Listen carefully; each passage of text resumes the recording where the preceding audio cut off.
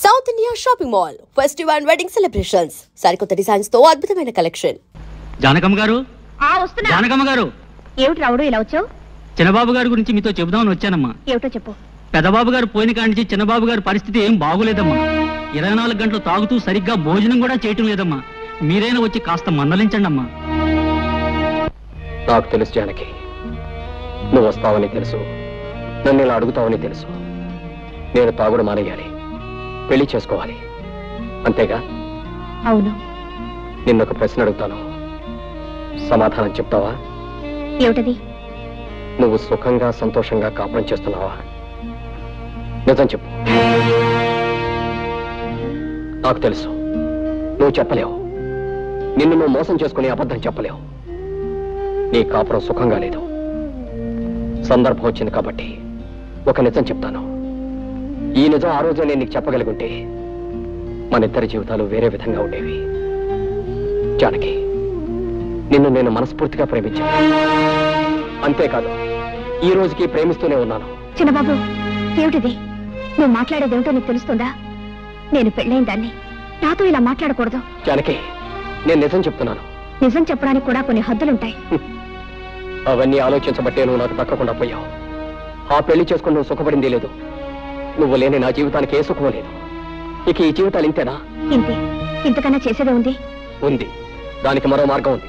చేస్తావా? ఏమిటిది? నాతో వచ్చేయి. ఎక్కడికైనా పోయి సుఖంగా బ్రతుకుదాం.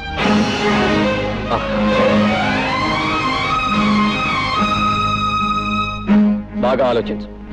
దీనికి ధైర్యం కావాలి. సాంప్రదాయాలు చట్టుబండ్లు అంటూ ఆలోచిస్తే ఈ ముడి పెడదు. మనసులో ముడిపడకపోతే నీ మెడలో వేలాడుతున్న ఆ పసుపు తాడికి 3 ముళ్ళున్నా ఒకటే, 30 ముళ్ళున్నా ఒకటే. ఇష్టం లేని కాపురం చేస్తూ నీకు నువ్వు అన్యాయం చేసుకుంటూ నీ భర్తకు కూడా అన్యాయం చేయకు. నీ కోసం అనుక్షణం తప్పిస్తున్న నాకు న్యాయం చేయి. బాగా ఆలోచించుకొని ఓ నిర్ణయం తీసుకో. నన్ను తాగొద్దని కదా నువ్వు అన్నావు. తాగను. ఎప్పటి వరకు తెలుసా? ఈ రోజు రాత్రి 12 గంటల వరకు నీ కోసం ఊరు బయట తోట దగ్గర వెయిట్ చేస్తూ ఉంటాను. నువ్వు వస్తే ఇది నాకు శాశ్వతంగా దూరం అవుతుంది. రాకపోతే దీనికి నేను శాశ్వతంగా సొంతం అయిపోతాను. వెళ్ళు. బాగా ఆలోచించుకొని నిర్ణయించుకో.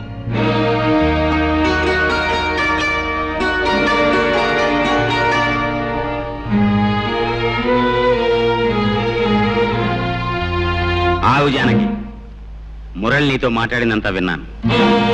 కంగారు పడకు, నేనెవరికి చెప్పను. నువ్వు నన్ను చీడ పురుగని పేడ పురుగని చాలాసార్లు అన్నావు. నేనెప్పుడు ఫీల్ అవ్వలేదు, అవ్వను. ఎందుకంటే నిజానికి నేను పట్టు పురుగు లాంటి పురుషుణ్ణి. పట్టుదారులు లాంటి అందమైన ఐడియాలు ఇస్తాను. నీకు మంచి సలహా చెప్తా విను. మురళి నేను అడిగినంటూ తప్పేమీ లేదు. నువ్వు అతను కూడా వెళ్ళిపో. ఏమిటి? ఏమిటి నువ్వు అనేది? అవును, మన పురాణాలు తిరిగే చూడు ఎన్ని ఉదాహరణలు ఉన్నాయో. బృహస్పతి భార్య తార తన భర్త దగ్గర చదువుకోవడానికి వచ్చిన చంద్రుడితో లేచిపోయింది. ఆవిడ్ని పతివ్రత కాదన్నారా ఎవరన్నా? రాముడు కాలు తగిలి మళ్ళీ మనిషి అయిపోయిన అహల్య కథ మనందరికీ తెలుసు. ఆవిడ్ని పతివ్రత కాదన్నారా ఎవరన్నా? 5గురు భర్తల్ని సుఖపెట్టిన ద్రౌపదిని నువ్వు పతివ్రత కాదు అంటానికి ఈ దేశంలో దమ్ముందా ఎవరికన్నా?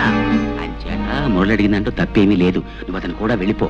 వ్యవసాయం చేసే మొగుడు, ఎప్పుడు ఏడ్చే పిల్ల, ఇదంతా ఓ పేడకల్లా మర్చిపో. ఈ బంధాలన్నీ తెంచుకుని స్వేచ్ఛగా ఎగిరిపో.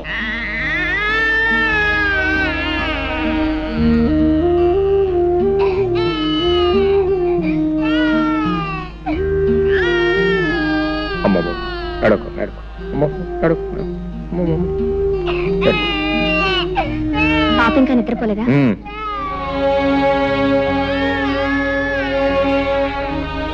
నువ్వు భోజనం చేసావా? నా భోజన సంగతి నీకెందుకు? నువ్వు వెళ్ళి భోజనం చేయి. నాకు ఆకలిగా లేదు. నీ ఇష్టం.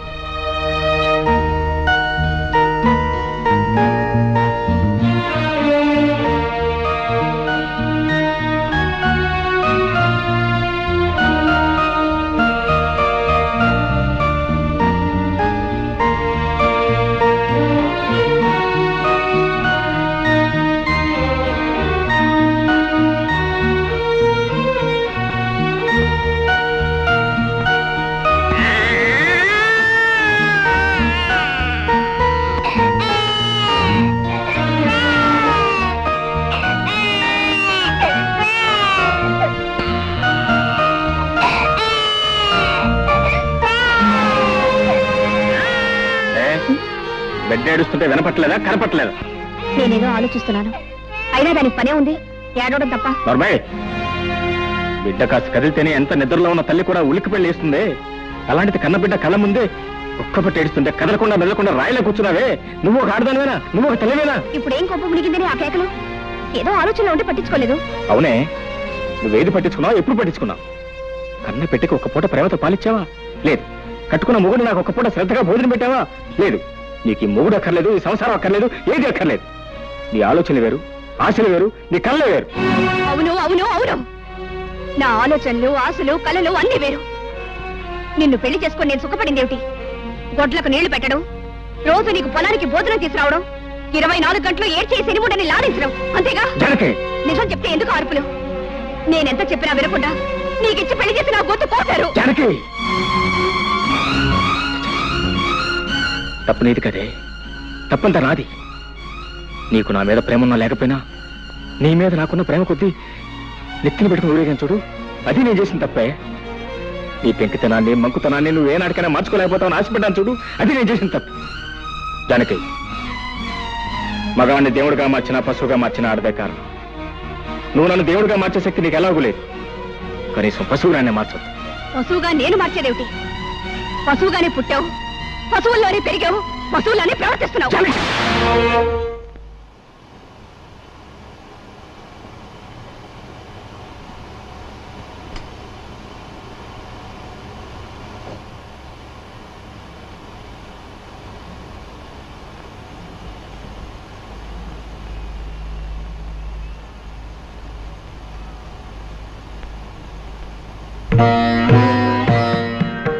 మనసులో ముడిపడకపోయిన తర్వాత నీ మెళ్ళో వేలాడుతున్న పసుపు తాడుకు 3 ముళ్ళున్నా ఒకటే, 30 ముళ్ళున్నా ఒకటే.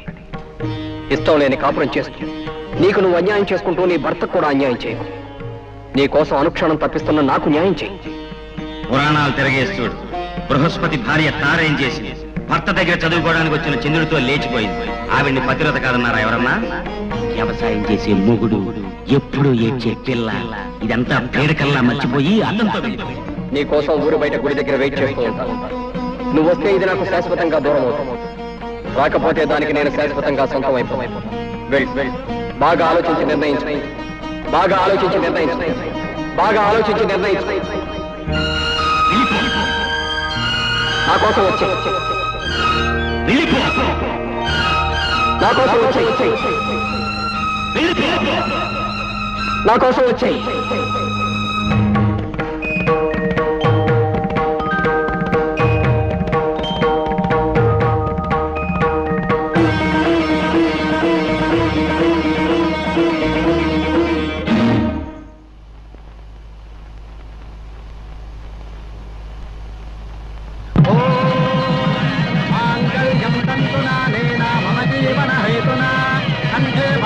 శుభగే త్వం దేవ శరదాం శతం సర్వమంగళమాంగళ్యే శివే సర్వార్థసాధకే శరణ్యే త్ర్యంబకే దేవే నారాయణి నమోస్తుతే.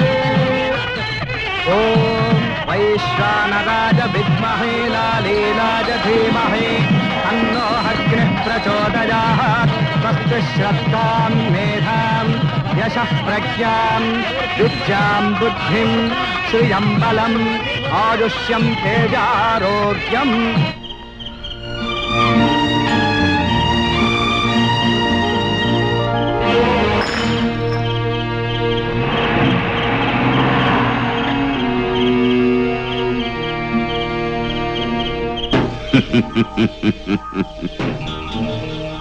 నరసింహం, నీ కూతురు నాకిచ్చి పెళ్లి చేయరా అంటే నా కూతురు జాతిరత్నము, నువ్వు గులకరాయివి, నన్ను హేళన చేస్తావా? అది కూడా నీ జాతిరత్నం ఇంకోటితో లేచిపోతోంది. తెల్లారేసరికి తెలుస్తుంది నీ కూతురు జాతి రత్నమో అసలు జాతి లేని రాయో. సర్వే జనా సుఖినో భవంతు, సుఖినో భవంతు.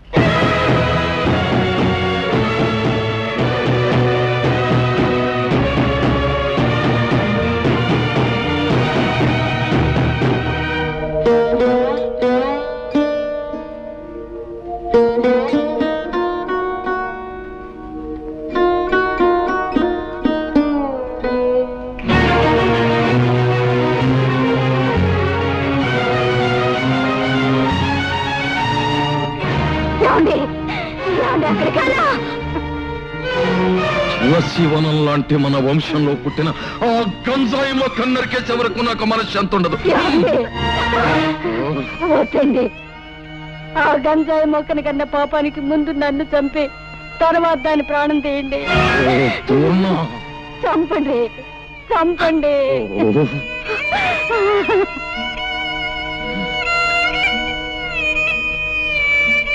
మీరు దేవుళ్ళ, మీకు రోజు మేము పూజలు పునస్కారాలు. ఆకలితో ఉన్నవాడికి అన్నం పెట్టి, అవసరాల్లో ఉన్న వాళ్ళని ఆదుకుని, కష్టాలలో ఉన్న వాళ్ళ కన్నీళ్లు తుడిస్తే మీరు ప్రసన్నులై మీ చల్లని దీవెనలు నాకు అందజేస్తారనే నమ్మకంతో బ్రతుకుతున్న మనిషిని నేను. నేను ఎప్పుడు ఎవరికి ఏ పాపం చేశానని ఇంత శిక్ష విధించారు? మీరు కరుణామయుల కసాయి వాళ్ళ.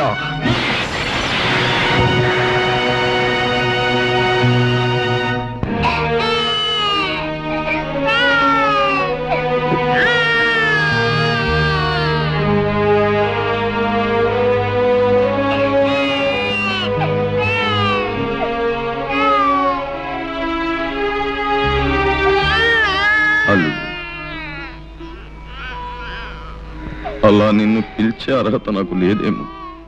అలవాటైన పిలుపు మరోలా పిలవడానికి నాకు మనస్సు రాక. అల్లుడు, నేనంటే నీ కోపంగా లేదు. మీరేం చేశారని నాకు మీ మీద కోపం? ఎందుకు చేయలేదు బాబు. అలాంటి నీచురాల్ని కానీ పాపమే చేశాను. దాన్ని నీలాంటి యోగ్యుడికిచ్చి పెళ్లి చేసి మహాపాపం చేశాను.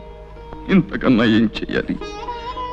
అల్లుడు, ఇవే చేతులతో నీ కాళ్ళు కడిగి కన్యాదానం చేసి ఈవేళ నిన్ను నలుగురిలోనూ నవ్వుల పాలు చేసి నీ జీవితాన్ని నాశనం చేశాను.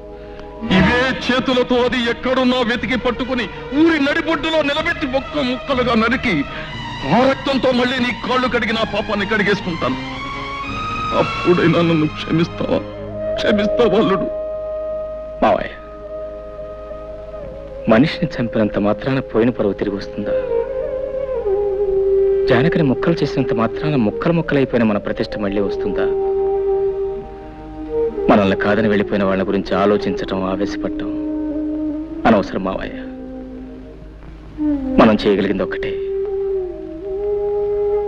ఆమెను మర్చిపోవటం.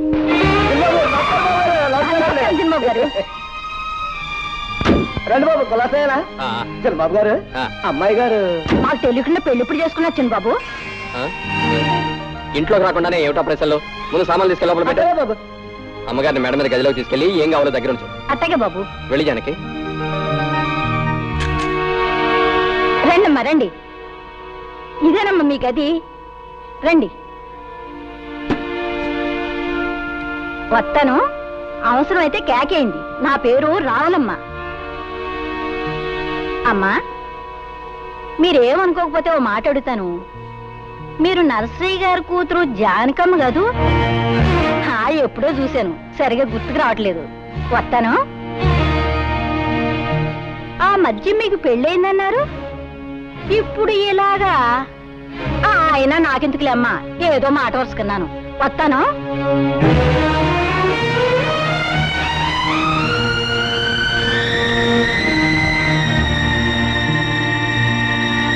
అయితే ఎంతగా అమ్మాయి ఎవరంట? బాగానే ఉంది వరుస. రామాయణం అంతా విని రాముడికి సీత ఏమవుతుందన్నట్టుంది. అది కాదే, నరసింహయ్య గారు పెద్దమ్మాయి అంటున్నా, అరే మేనల్లుడికి ఇచ్చి పెళ్లి చేశారంటున్నా, పిల్ల కూడా పుట్టిందంటున్నా. మరి చిన్నబాబు గారు కూడా వచ్చేయడం ఏంటే? ఎందుకలా వచ్చేసింది? ఎందుకు వచ్చేయడం ఏంటి? పరాయి మగాడితో పెళ్ళైనాడది ఎందుకు వచ్చేస్తుంది? పళ్ళుకో వ్యక్తి చిన్నబాబు గారితో లేచొచ్చేసింది.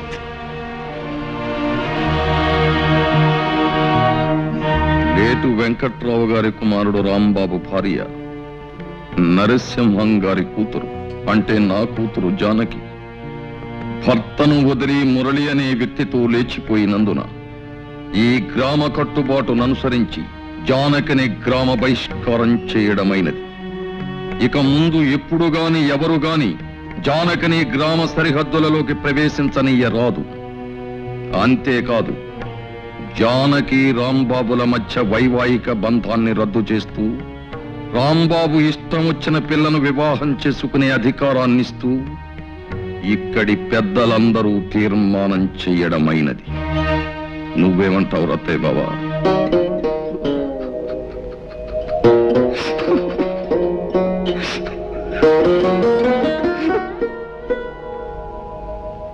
గురుగారు, నాకు చిన్న అనుమానం. అవకాశం ఇచ్చాను, అడుక్కో. జాతిరత్నం అంటే ఏంటి గురుగారు? జాతిరత్నం అంటే కట్టుకున్న మొగుణ్ణి వదిలేసి పరాయి మొగాడితో లేచిపోయే కుల స్త్రీ. ఆవేశానికి ఇది సమయం కాదు. నా మాట పెట్టు.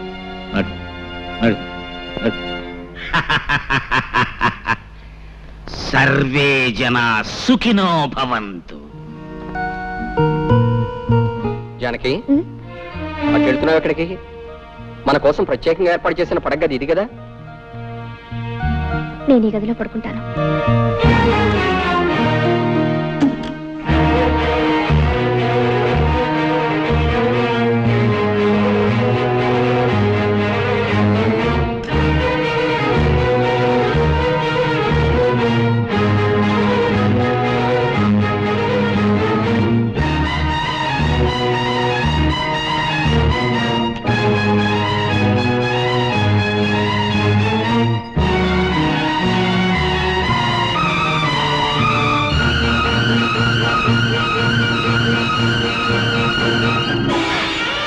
అయ్యా, పసుతాడంటే ఓ మగాడు తన పరువుని, ప్రతిష్టని, గౌరవాన్ని పసుతాడుగా మెడలో వేస్తున్నాను. నీ పవిత్రమైన ప్రవర్తనతో నా గౌరవం కాపాడే బాధ్యత నీ మీద పెడుతున్నాను అని.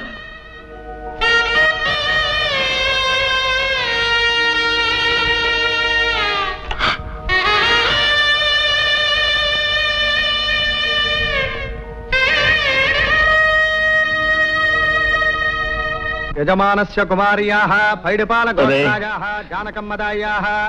సింహం, ఏమిట్రా ఇదంతా? నీకేమైనా పిచ్చి పట్టిందా? పదరా పోదాం. పంతులు, నాకు కాదురా పిచ్చి, మీ అందరికీ పిచ్చి పట్టిందిరా. నా కూతురు నేటితో చచ్చిందంతో సమానం. కన్న తండ్రిగా నేను తర్పణాలు వదులుతున్నాను అంటే నాకు పిచ్చి అంటారేమిటి? పంతుళ్ళు, చదవండి మంత్రాలు. ప్రేతాయాః ప్రేతాశ్వసృక్షత్రమరతినాదాద్యద్వాదశేహనే పిండీకరణపార్వణే